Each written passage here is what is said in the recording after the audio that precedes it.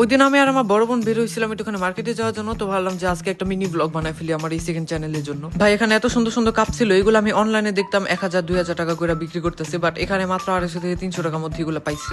আমার না এটা অনেক বেশি পছন্দ হয়েছে, এটার দাম হলো 250 টাকা। বাট ওই দিন না আমি এই কাপ ঠাপ কেনার ইচ্ছাই ছিল না, মানে এই কাপ ঠাপ কিনতেই যায়নি, তো টাকা নিয়ে যায়নি ওইরকম ভাবে। তারপর এখানে দেখলাম ছোট ছোট বাচ্চাদের খেলনা, এই খেলনাটা কেনার আমার ছোটবেলা থেকে ড্রিম ছিল, বাট এখন বড় হয়ে গেছি, এখন কিনতে পারতেছি না।